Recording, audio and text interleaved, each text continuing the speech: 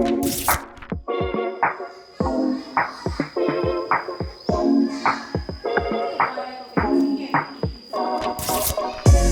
lot of it really depends on the composition of your class.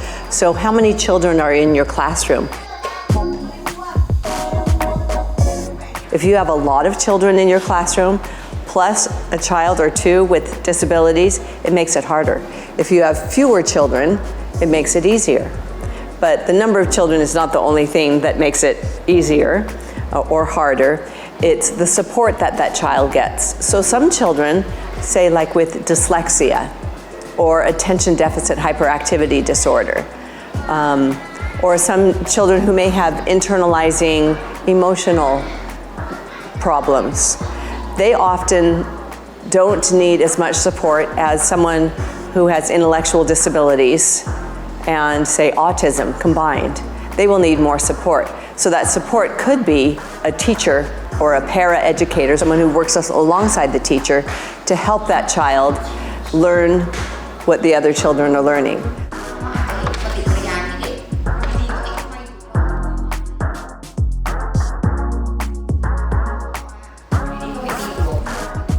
So having that human support is really important, but also setting up the classroom is really important. So say you're the general education teacher, setting up routines is really important for most children with disabilities.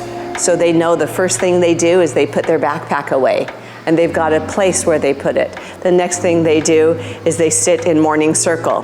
The next thing they do is they go to their desk for reading time. So having the schedule standard, and for some children have the schedule written out.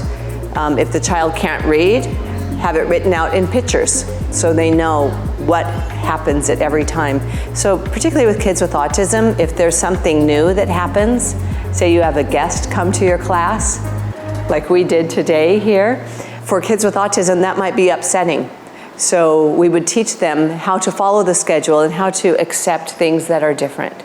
So having a lot of routines, a lot of boundaries, a lot of positive support for the children, and human support if necessary for those who need a lot more instruction, because you can't just do it on your own without those supports.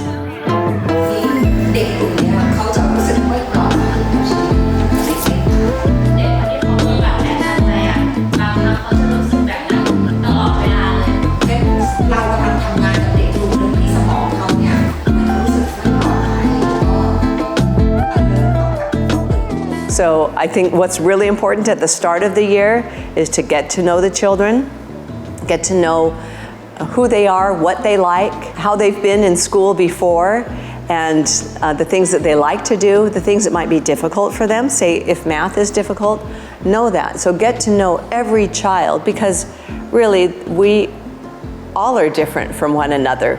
Just because you have a disability or that you're gifted doesn't mean that we aren't different. We're all different. So getting to know each child, the family, where they come from, and once you know the child and build that relationship with the child, then you can manage better your classroom. So the relationship is very important, and I see that really strongly here in Thailand, that the teachers really get to know the students and are very kind and loving toward the students. That I think that really helps. It's the foundation for managing behaviors. So again, like I said, having structure in the classroom is important. Having routines is important.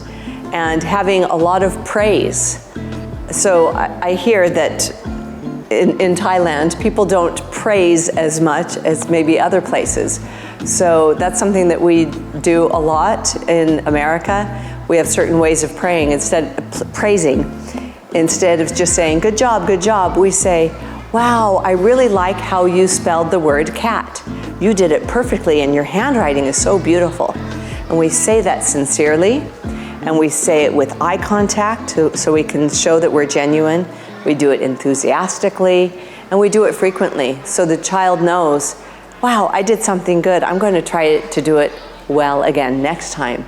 So a lot of praise in the classroom, praise that's appropriate. To help the children feel more confident, so eventually they don't need quite as much praise, but they feel like they've got the skills that they need Those are a few tips. แตงโมแตงโมผลโตถูกใจอยู่ข้างในสดใสสีแดง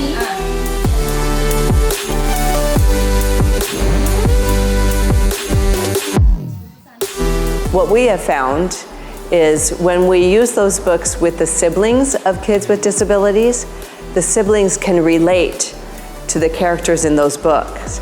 They can say, wow, my brother has tantrums just like the kid in this book. Or my sister can't talk like this child. So they feel like there's someone else who understands them, that they're similar. So we use them with siblings. We use them with parents. So parents can understand through a picture book someone else's experience. We use them with peers in regular classrooms so they can understand, why does Johnny do this the way he's doing it? Well, it might be because he has Down syndrome. Let's read a book about this kiddo with Down syndrome and see how they're similar, how they're different. And how are you similar to that child? And how are you different? So it helps us to understand each other. But it also helps people with disabilities to understand themselves better. I heard of one teenager recently saying he never understood his autism until he read a book about someone with autism. And then he accepted himself and accepted his strengths and not just the things that he struggles with. So there are a lot of uses for storytelling through picture books or chapter books, biographies, autobiographies, fiction, nonfiction, lots of different ways that we could reach children through books and through story.